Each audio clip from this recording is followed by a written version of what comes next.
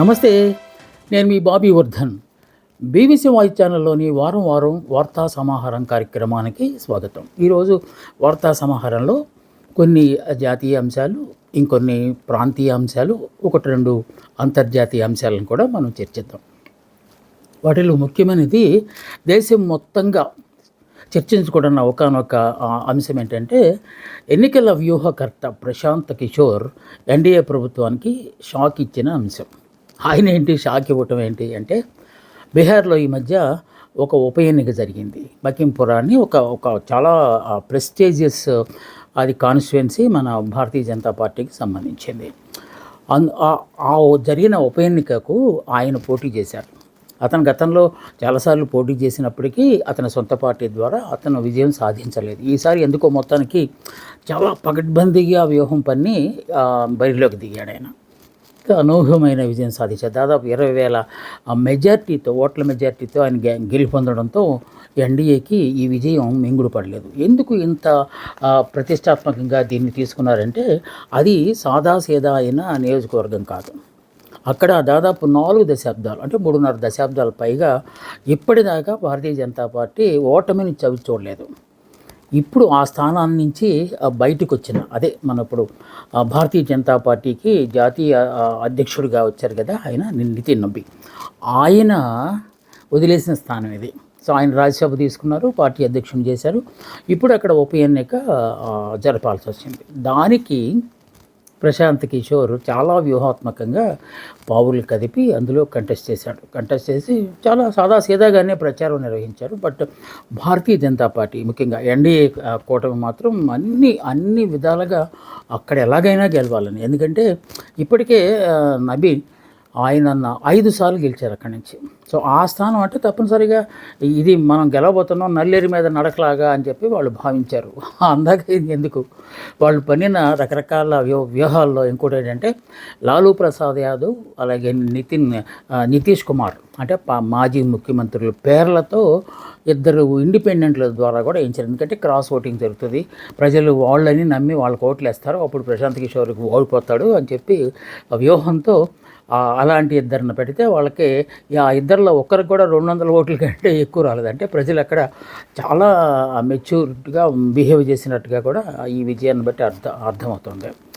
ఈ విజయం మీద ఇందాక మనం అనుకున్నాం కదా, ఎంత ధీమాగా ఉందంటే భారతీయ జనతా పార్టీ, మరి కాసేపట్లో రిజల్ట్ రాబోతున్నాయి అనగా 200 కేజీల మిఠాయిలు స్వీట్స్ తీసుకొచ్చి సిద్ధంగా ఉంచారట. ఎందుకంటే పంచుకోవడానికి, విజయం మందే కదా అని చెప్పి పంచుకోవడానికి సిద్ధంగా చేశారు. కానీ అనూహ్యమైన ఒక షాకింగ్ న్యూస్ బయటకు రావడంతో ఇది సాధ్యం కాలేదు. వాళ్ళు ఇప్పుడు ఇంకా ఆ షాక్ నుంచి తేరుకోలేదు. ఎందుకు పైగా గెలిచింది ఎవడు?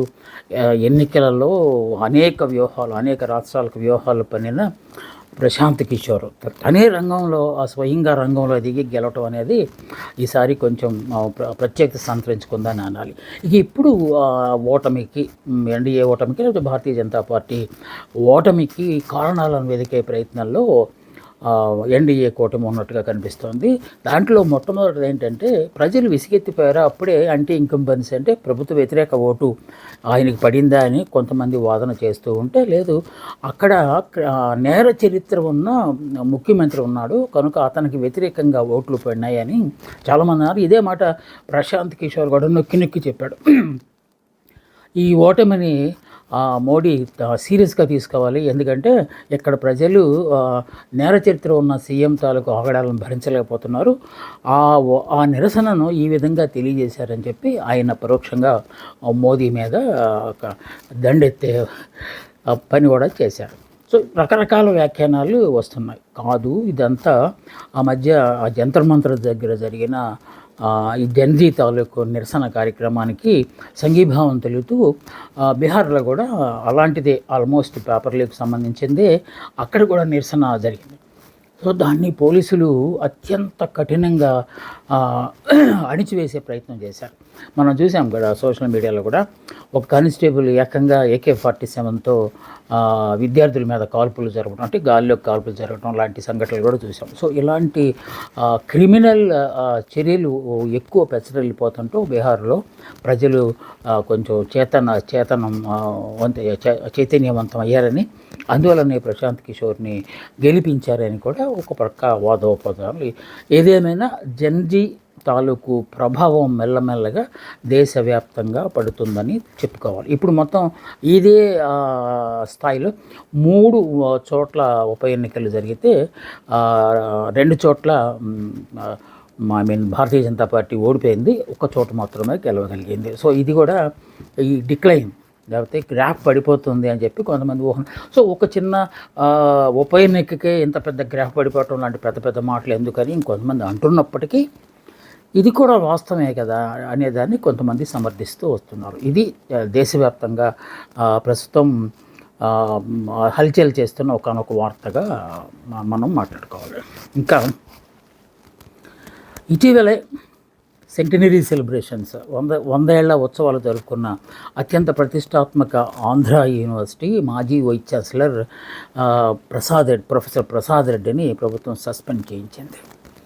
సో వైసీపీ హయాంలో ఆయన ఆంధ్ర విశ్వవిద్యాలయాన్ని వైసీపీ కార్యాలయంగా మార్చారని, అడ్డగోలు నియామకాలు చేశారని, ఆర్థిక అవకతవకలకు పాల్పడ్డారని, ప్రభుత్వ నిధుల్ని దుర్వినియోగం చేశారని, రోసా కింద వచ్చిన 100 కోట్లను కూడా ఇష్టారాజ్యంగా ఖర్చు చేశారని, ఇలా రకరకాల అభియోగాలు అప్పట్లోనే వచ్చాయి. చాలామంది ఉద్యమకారులు ఆయన రాజీనామా చేయాలని, ఆయన తొలగించాలని కూడా అప్పట్లో ఉద్యమాలు చేశారు. ఏదేమైనప్పటికీ ఆయన అలాంటివన్నీ ఖాతరు చేయకుండా కంటిన్యూ అయిపోయారు. ఈలో ప్రభుత్వం మారింది, అతను రాజీనామా చేయాల్సి వచ్చింది. రాజీనామా చేయడానికి కూడా ఆయన కొంత తర్జన పడినట్టుగా కూడా అప్పట్లో వార్తలు వచ్చాయి. సో మీరు లిఖితపూర్వకంగా ఇస్తే తప్ప నేను రాజీనామా చేయను అని చెప్పి ఆయన భీష్మించుకున్న నేపథ్యంలో ఇక ఆయన్ని తీసేస్తారు అనుకున్న దశలోనే ఆయన రాజీనామా చేశారని అప్పట్లో వార్తలు వచ్చాయి. ఈ వార్తల్లో ఎంత వాస్తవం ఉందో తెలియదు, కానీ ఇప్పుడు మాత్రం అప్పటి నుంచి ఈ సంఘటనకు సంబంధించి ఆచార్య ప్రసాద్ రెడ్డి ఆంధ్ర విశ్వవిద్యాలయంలో చేసిన అరాచకాలకు సంబంధించి అసెంబ్లీలో కూడా చాలాసార్లు డిస్కషన్కి వచ్చింది. స్థానిక శాసనసభ్యులు గంటా శ్రీనివాసరావు గారు, అలాగే టీడీపీ రాష్ట్ర అధ్యక్షులు పల్లా శ్రీనివాసరావు గారు తదితరుల చేత ఇక్కడ ఉద్యమ నేతలు ప్రశ్నలు అడిగించడం కూడా అప్పట్లో జరిగింది. అప్పట్లోనే ప్రభుత్వం త్వరలో ఆయన మీద చర్యలు తీసుకుంటామని చెప్పింది, కానీ బహుశా చాలామంది దాన్ని నమ్మలేదు. అంటే అంత సీరియస్గా ఉంటుందా, ఒక వైస్ ఛాన్సలర్ మీద యాక్షన్ తీసుకోవడానికి ప్రభుత్వానికి అంత సమయం ఉంటుందా అని అనుకున్నారు. కానీ సడన్గా ఆయన ఎన్ఫోర్స్మెంట్ విజిలెన్స్ ఏర్పాటు చేసి అర్జెంటుగా ఆయన చేసిన ఆగడాలన్నిటినీ చూడమని చెప్పారు. తాజాగా ఎన్ఫోర్స్మెంట్ నిఘా తాలూకు నివేదిక సమర్పించడంతో ఆగమేఘాల మీద దీని వెనుక చాలా పెద్ద హైరాణ జరిగినట్టుగా కనిపిస్తుంది. జూలై 31వ తేదీ సాయంత్రం 4 గంటలకల్లా ఆయన ఉద్యోగ విరమణ చేయాల్సి ఉంది. సో దానికి ఆయన కసరత్తు చేస్తున్నారు. చాలా కాలంగా ఈయన ఈ మన ఎంక్వైరీలు ఇవన్నీ ఎదుర్కొంటున్న నేపథ్యంలో చాలా కాలం నుంచి ఆయన విభాగానికి రావట్లేదు. ఎక్కువ కాలం లీవ్లుని రాజీనామా చేసిన దగ్గర నుంచి ఆయన సెలవు మీదే ఉన్నారు.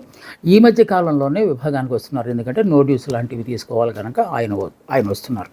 కానీ జూలై 31వ తేదీ సాయంత్రం 4 గంటలకల్లా ఆయన ఉద్యోగ విరమణ చేయాల్సి ఉండగా 3 గంటలకల్లా ఆయనకి సస్పెన్షన్ ఉత్తర్వులు ఈమెయిల్ ద్వారా పంపించారు. దీని వెనుక పెద్ద హైరాణాలి డ్రామానే జరిగింది అనుకోవాలి.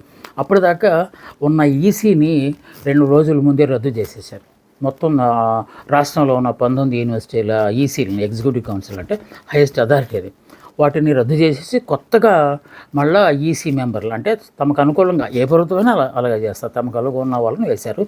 అదే ఆంధ్ర యూనివర్సిటీకి కూడా కొత్త ఈసీని, ఎగ్జిక్యూటివ్ కౌన్సిల్ని నియమించి ఒకరోజు ముందు నియమించి అదే రోజు సేమ్ రోజు అంటే జూలై 31వ తేదీన సమావేశం నిర్వహించి ఆ సమావేశంలో ఈ నిర్ణయం ప్రసాద్ రెడ్డితో పాటు మరో 4 పీపుల్ని కూడా 4 ఉద్యోగులను కూడా సస్పెండ్ చేయడానికి అక్కడ కసరత్తు జరిగినట్టు కనిపిస్తుంది. 3 గంటలకల్లా వారికి ఇవి పంపించారు. వాటిల్లో ప్రధానమైన ఆరోపణ ఏంటంటే ఆయన నిధుల దుర్వినియోగం సంగతి అలా ఉన్నా కూడా అర్హులు కాని వారికి కొంతమందికి ఆయన అప్పనంగా ఉద్యోగాలు కట్టబెట్టారు. వాటిల్లో అప్పటి రిజిస్టర్, ఆయనతో పాటు పనిచేసిన రిజిస్టర్ ప్రొఫెసర్ స్టీఫెన్, ఆయన్ని రిజిస్టర్గా వేయడంతో పాటు ఆయన అంబేద్కర్ చైర్ అని ఒక సీనియర్ ప్రొఫెసర్కి ఇవ్వాల్సిన పోస్టును ఆయనకి ఇచ్చారని అప్పట్లోనే దుమారం రేగింది. అయినప్పటికీ వాళ్ళిద్దరు గురు శిష్యులు కావడం చేత శిష్యుని తీసుకుని వచ్చారు. ఆ తర్వాత ఏ ఆర్థిక అవకతవకలు జరిగినా కూడా ఆయనే అన్నీ చూసుకుంటారనే ఉద్దేశంతోనే ప్రసాద్ రెడ్డి ఈ నియామకం చేశారని అప్పట్లో విమర్శలు వచ్చాయి. సో అవి అవును అన్నట్టుగా ఇప్పుడు ఎన్ఫోర్స్మెంట్ విజిలెన్స్ కూడా నివేదిక ఇవ్వడంతో ఇంకా వేటు తప్పలేదు. సో ఆయనతో పాటు కంప్యూటర్ సైన్స్లో పనిచేస్తున్న ప్రొఫెసర్ నాగేశ్వరరావు, అలాగే కెమిస్ట్రీ విభాగంలో పనిచేస్తున్న ప్రొఫెసర్ బసవయ్య, అలాగే ఇంజనీరింగ్ కళాశాల ప్రిన్సిపల్ ఆఫీసులో పనిచేస్తున్న అప్పారావు అనే ఒక జూనియర్ అసిస్టెంట్, వీళ్ళను కూడా ప్రత్యక్షంగా ఈ అవినీతిలో భాగస్వామ్యం ఉందని చెప్పి సస్పెండ్ చేశారు.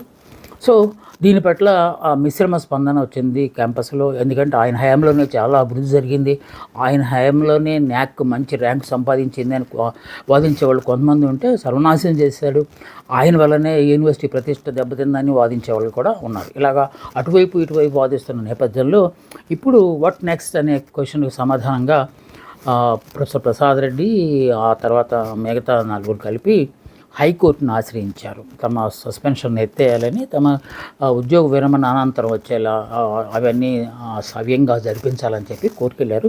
కోర్టులో ఏం జరుగుతుందో అనేది చాలామంది ఆసక్తిగా ఎదురు చూస్తున్నారు. ఇది కూడా ఈ వారంలో చాలా ఎక్కువ మందిని ఆకర్షించిన వార్తగా మనం భావించాలి.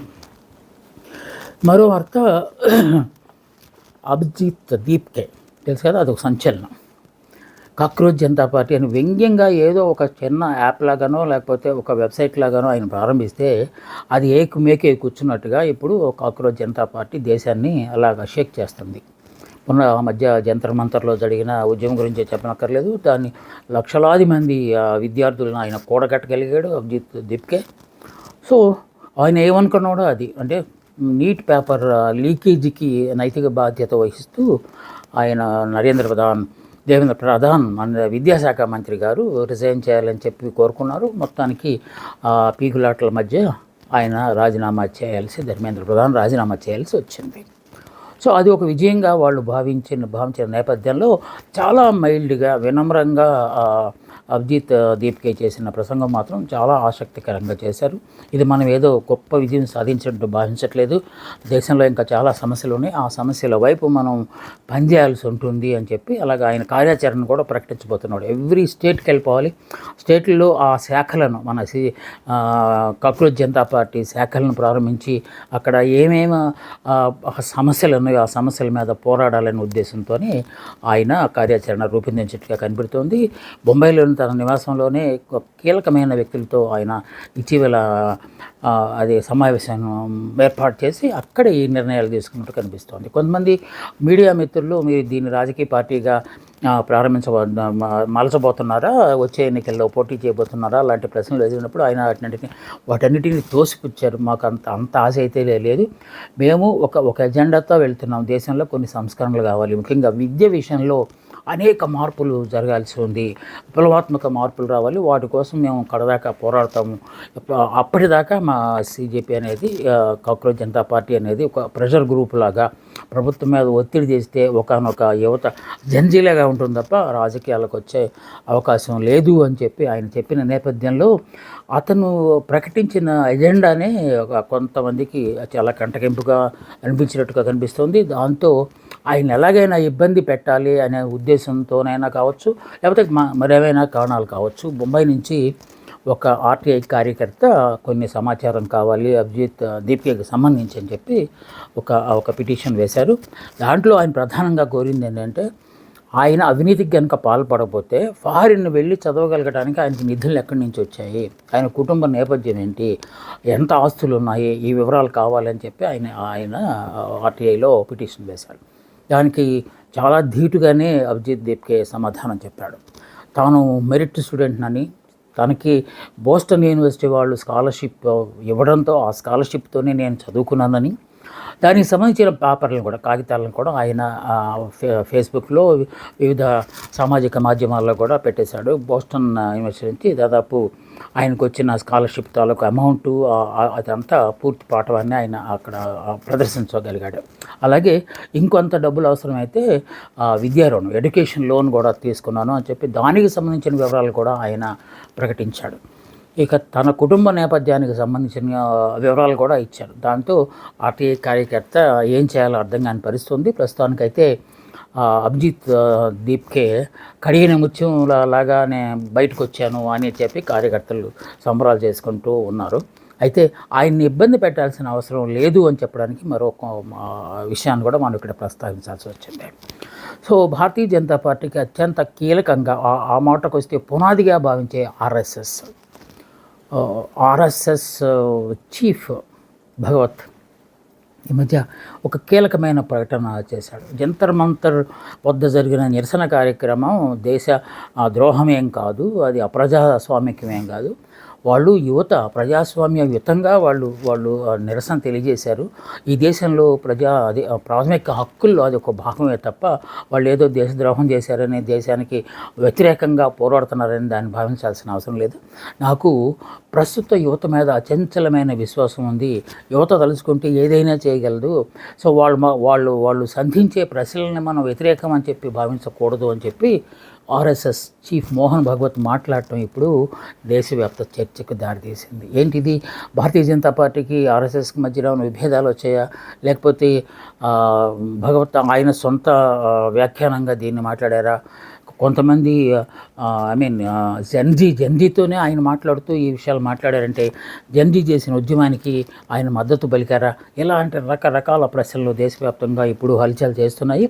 ఏదేమైనా ఒక పెద్ద ఆయన ఈ సిజేపీకి అంటే జెన్జీకి కితాబు ఇచ్చినట్టుగా మాత్రం కొంతమంది భావించటం కూడా సహజంగా జరిగిన అంశంలా భావించాలి.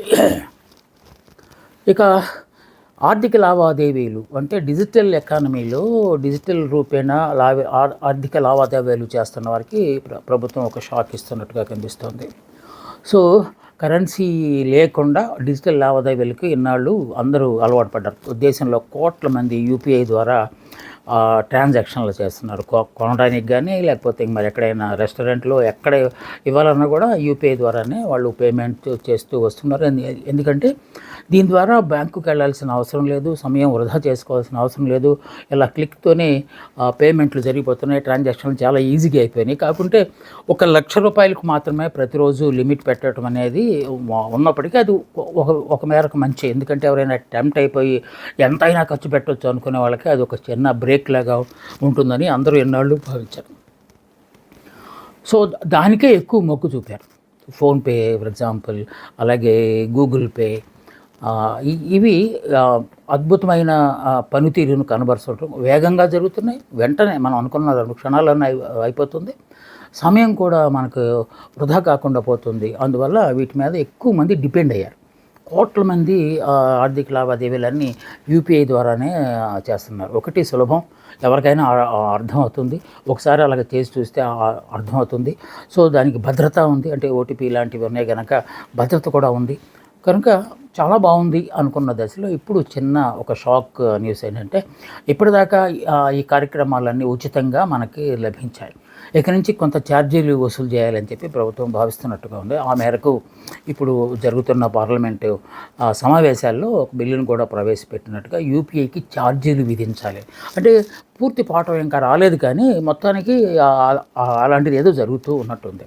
దాంట్లో కూడా ఒక చిన్న సామాన్యులకు ఈ షాక్ తగలకుండా ఉండటం కోసం ₹2,000 లోపు ట్రాన్సాక్షన్ చేస్తే దానికి ఏం ఛార్జీలు ఉండవు.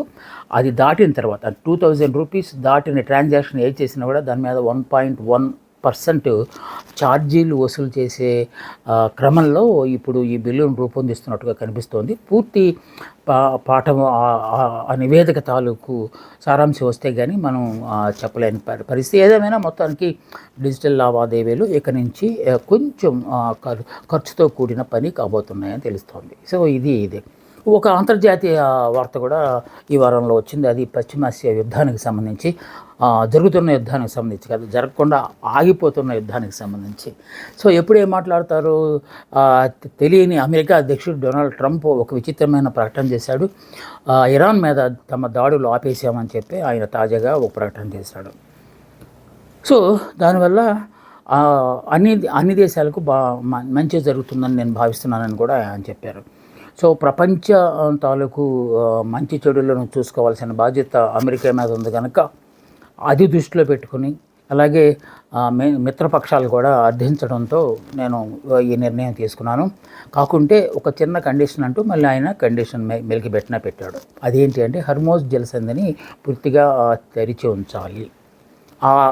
ఆ ఒప్పందానికి ఇరాన్ కనుక ఏదైనా మెలికి పెడితే మళ్ళీ నేను యుద్ధం ప్రారంభిస్తాను, అంటే దాడులు ప్రారంభిస్తాను. పెట్టదని అనుకుంటున్నాను. హార్మోజ్ జలసంధి ద్వారా ఎవరైనా ఫ్రీగా మన సైలింగ్ చేసేలాగా ఆ నివేదిక ఉండబోతుంది, లేకపోతే ఆ ఒప్పందం ఉండబోతుంది అని చెప్పి ఆయన నర్మగర్భంగా ఒక చిన్న హింట్ ఇచ్చాడు. దానివల్ల ప్రపంచ దేశాలకు మంచి జరుగుతుంది, అందువల్ల నేను దీనికి అంగీకరిస్తున్నాను అని చెప్పి ప్రపంచ దృష్టిని ఆకర్షించడానికి ఆయన ప్రయత్నించినట్టుగా ఈ ప్రకటన ద్వారా తెలుస్తుంది. సో దానికి అతి త్వరలో ఇరాన్ అమెరికా మధ్య ఒప్పందాలు కుదిరే అవకాశం ఉంది. ఈ కండిషన్స్కి ఏ కండిషన్స్, ప్రపంచ మొత్తానికి అవసరమైన రవాణా మార్గం ఇది హర్మోజ్, అది తెరిచి ఉండాలి ఎప్పుడు, దాని మీద ఎవరికి పెత్తనం ఉండకూడదు అనే అంశం మీద ఇప్పుడు పీఠముడి ఉంది. అది పూర్తిగా సక్సెస్ అయితే ఇంకా యుద్ధం ఆగినట్టే, ప్రపంచ వ్యాప్తంగా వాణిజ్యం కూడా బాగా పెరిగినట్టే అవుతుందని అందరూ ఆనందాన్ని వ్యక్తం చేస్తున్నారు. కాకుంటే ట్రంప్ అనే మాటల్లో వాస్తవాలు ఎంత ఉందనే దాన్ని కొంతమంది అనుమానిస్తున్నారు. సో ఇదిలా ఉండగా ఇంకొక చిన్న పరిణామం కూడా అంతర్జాతీయ దానికి సంబంధించి. సో ఈ పశ్చిమాసియా యుద్ధం సమయంలో ఎవరు ప్రక్క ఎవరు ఉన్నారు అనేది ఎంత విధంగా తేలలేదు. కాకుంటే ఇరాన్కి సౌదీ అరేబియా కొంచెం సాయం చేసింది, అలాగే ఒమన్ కూడా సాయం చేసింది. ఇప్పుడు ఒమన్, సౌదీ అరేబియా, ఇరాన్ మధ్య ఈ త్రిసభ్య ఒక ఒప్పందం కుదిరినట్టుగా తెలుస్తుంది. ఆ ఒప్పందం మేరకు తమలో ఎవరి మీద ఎవరు యుద్ధం చేసినా ముగ్గురు ఒకటయ్యి ఎదుర్కోవాలని. ఉదాహరణకు సౌదీ అరేబియా మీద కనుక ఎవరైనా దాడులు చేస్తే మిగతా 2 దేశాలు కూడా దానికి మద్దతు పలికి వాళ్లతో పాటు యుద్ధం చేస్తాయన్నమాట. సో ఇది ఒక కీలక పరిణామంగా అంతర్జాతీయంగా భావించాలి. ఇవి ఈ వారంలో ముఖ్యంగా చాలా వార్తలు ఉన్నాయి ఇంకా మనం చెప్పుకోవాలంటే, బట్ కొన్ని ముఖ్యమైన అంశాలకు సంబంధించి. సో ఇంకొక వార్త కూడా ఉంది. ఉప ముఖ్యమంత్రి మన రాష్ట్రానికి పవన్ కళ్యాణ్ గారు ఇటీవల కాలంలో కేబినెట్ సమావేశాలకు వెళ్ళటం లేదు. ఆయన వరుసగా 3 సార్లు కేబినెట్ సమావేశానికి రాలేదు. అయితే అంతర్జాతీయ విమానాశ్రయం ప్రారంభోత్సవానికి వచ్చిన ఆయన ఆ తర్వాత 2 రోజుల్లో జరిగిన కేబినెట్ సమావేశానికి రాకపోవడానికి ప్రధానమైన కారణం ఏంటి, ఈ మధ్య ఏమన్నా ఈ ఎన్డీఏ కూటమిలో ఉన్న విభేదాలు వచ్చాయి, ఇలా రకరకాల వ్యాఖ్యానాలు వస్తున్నాయి. కానీ అవన్నీ ఊహాగానాలు కానీ మనం భావించాలి. ఆయన ఇటీవల కాలంలో 2 సర్జరీలు చేయించుకున్నారు కనుక క్యాబినెట్లో అంతసేపు కూర్చొని వీలు లేక ఆయన రాలేదేమో అని కొంతమంది కూడా భావిస్తున్నారు. ఇలాంటి వార్తలు ఇంకా చాలా ఉన్నాయి. అలాగే జూనియర్ డాక్టర్ ప్రియాంక తాలూకు మృతి కూడా కొంచెం విషాదాన్ని మించిన వార్త. అవి మళ్ళీ వచ్చే వారం మనం వాటి గురించి మాట్లాడుకుందాం. అందాక సెలవు. నమస్తే, మీ బాబీ వర్ధన్.